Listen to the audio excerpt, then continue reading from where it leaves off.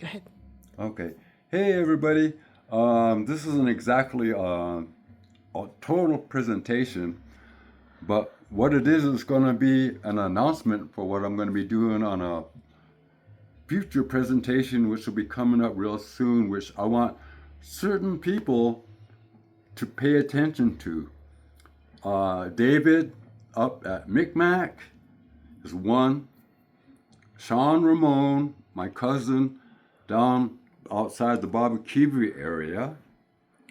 Larry Ralston, my Classip Nehalem cousin up in Washington, and my nephew, Mark Christopherson. And then I want Nanak Chuk, I hope I said that right. Nanak Chok or Chuk.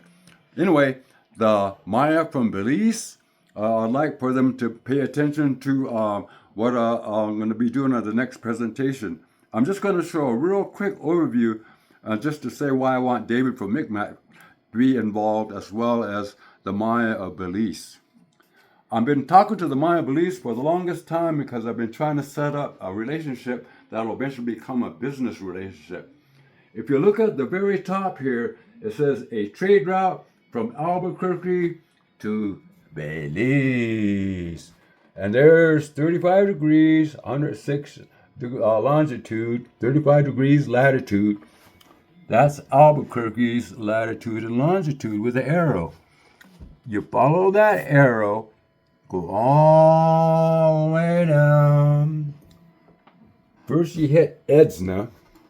Edsna is important because it's connected to Memphis, Tennessee for trade. And also this is important because it's the midpoint between those two for trading, but that's another story. But after you go to Edsna, then you go to 1788. This is why I want the Maya and Belize to really pay attention, why I'm wanting to get you people involved, especially on a community tribal level. Not agencies like BIA or anything. Community, families, tribal level. Why? 1788 is the exact latitude and longitude to get from Albuquerque to Belize. We could establish a trade route directly from Belize to Albuquerque, which connects us through trade. And Edsna is important because it gets other Maya communities or Mesoamerican communities involved as well. Because from this point on, the Maya communities can trade that way and to trade this way. The other reason I want to go to Belize, because if you go that way, it'll go to Colombia and South America. And it goes right through the heart of Brazil, through the jungles. Why am I going through the jungles?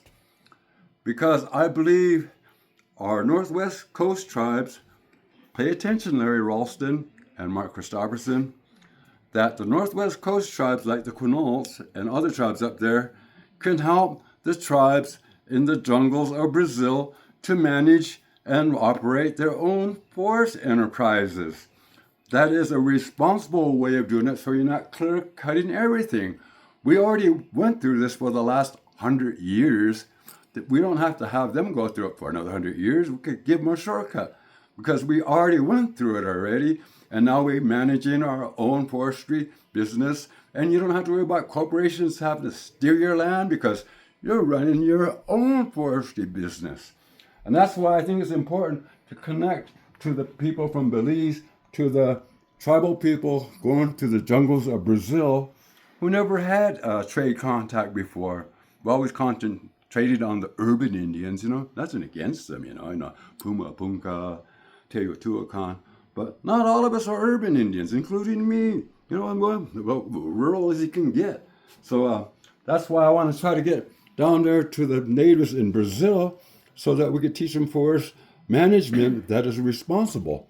The other reason I want to get a hold of David up in Micmac, because if you notice, this is Picatu Island's latitude, 45 degrees, and at 62 degrees longitude.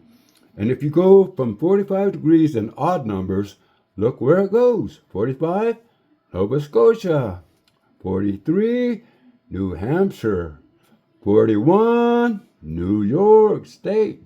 39, I think it's Cahokia, but it might be maybe Silver Mountain, Ohio, but that's what I have to You have to figure double it out. check. Yeah. Double check on that. 37, the Kansas Etno, I think it was the name of that one. 35, that's us here in Albuquerque. Albuquerque, Albuquerque. 33, Arizona. 29, it's off the coast of La Jolla, California, and it takes you from the Atlantic to the Pacific. This could get trade for Native people to go from the Atlantic to the Pacific, and from the Pacific to the Atlantic in a cross section. It's on my map. I have a chart. Oh, wait a minute. I think I can show that chart instead of me just talking about it. Well, I also want to point out that if we are exercising our indigenous rights, and this is an ancient indigenous trade network, then we can't be taxed on that. We get to run our own affairs. Hey, what a concept. Yeah, Okay. because we're exercising our own cultural practices, which So, are pre-American. Nova Scotia, down here. Nova Scotia, down here. This double line that I drew right here is important. That's why I made it double. That's why I made it so David up in Micmac could see it. It's a double line that's going sideways across this way, which is this trade route that's running this way. My cousin trade route from Tillamook goes from Alaska. Whoops. Oh, my phone died. Ah.